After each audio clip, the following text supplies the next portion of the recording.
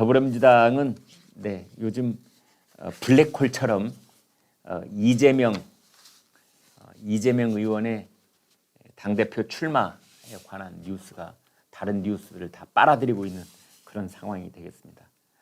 그 다음에 이제 그 상징적인 견제를 하고 나선 사람이 있는데 박지현 전 공동 비대위원장 이제 계속해서 언론에서 이제 이런저런 얘기를 하고 있는데 어제는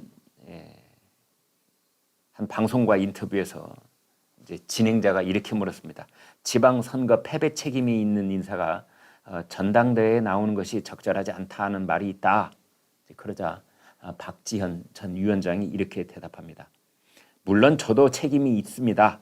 그러나 가장 큰 책임은 이재명 의원을 인천 계양을에 공천한 것입니다. 아주 원론적인 얘기를 하고 있는 거죠. 다른 일은 다 몰라라. 대통령 선거에서 패배한 장본인지 지방선거에서도 참패를 한 총괄 선대위원장을 맡았던 그 사람이지 그 사람 바로 이재명을 인천 계양을에 공천을 하고 만 것.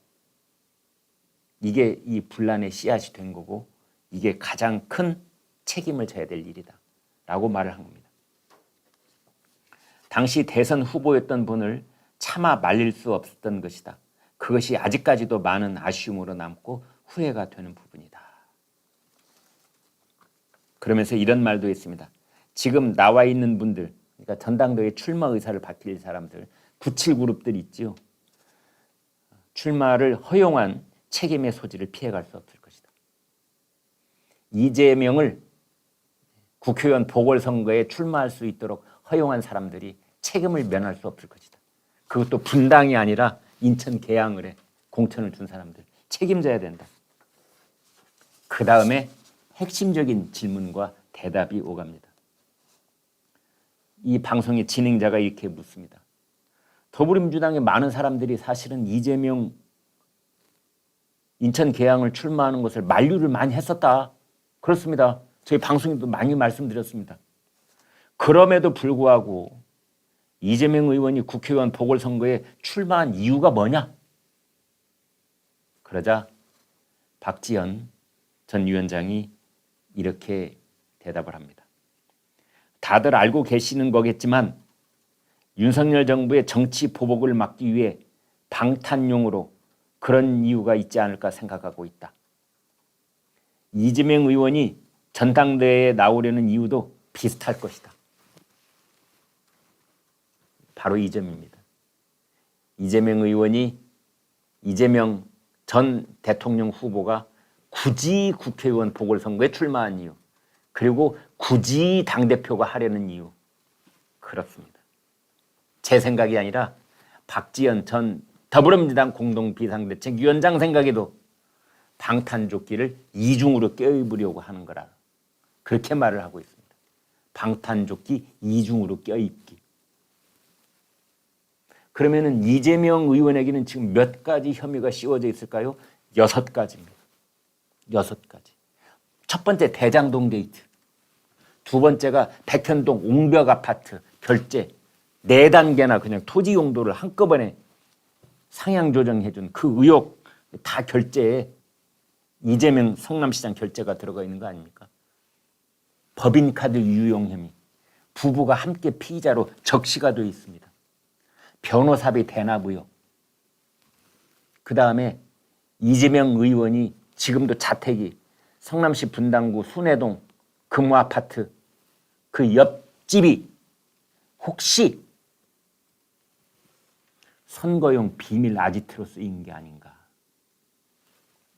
그게 5번째. 6번째는 성남FC 축구단 여기에 기부금을 받은 다음에 그 기부금의 일부가 혹시 이재명 시장 개인을 위해서 전용됐을 수도 있는 그 가능성 및 그 기부금을 뭉텅이 돈을 낸 몇몇 기업들에게 특혜를 준 것 아니냐.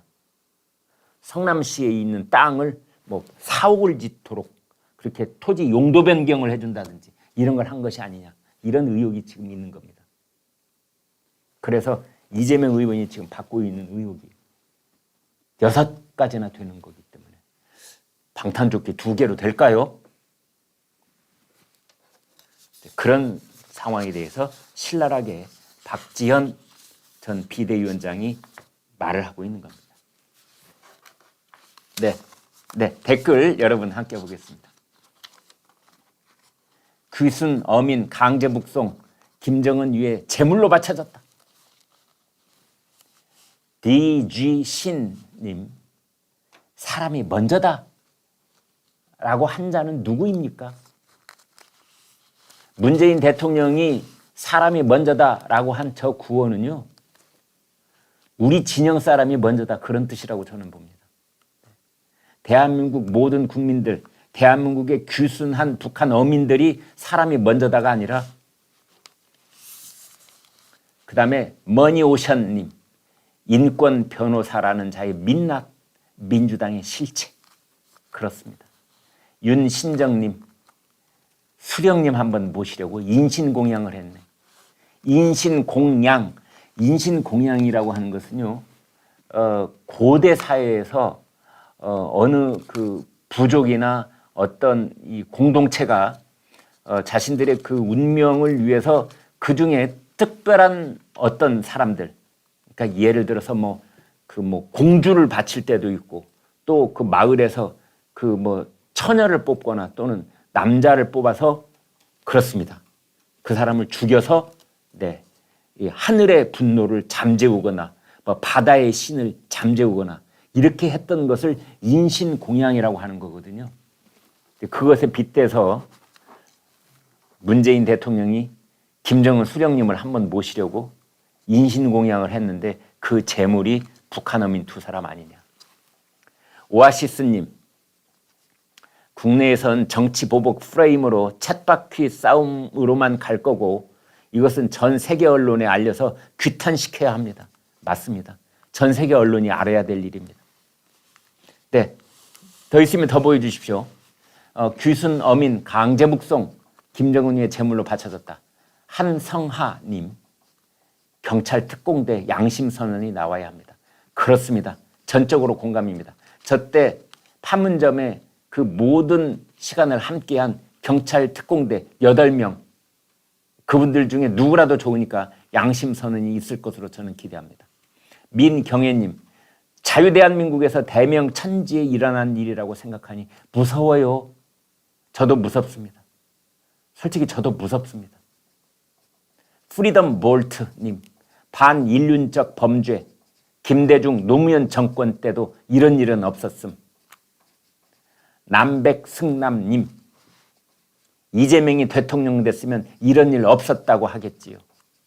참 기가 막힌 말씀까지 해주셨습니다. 네.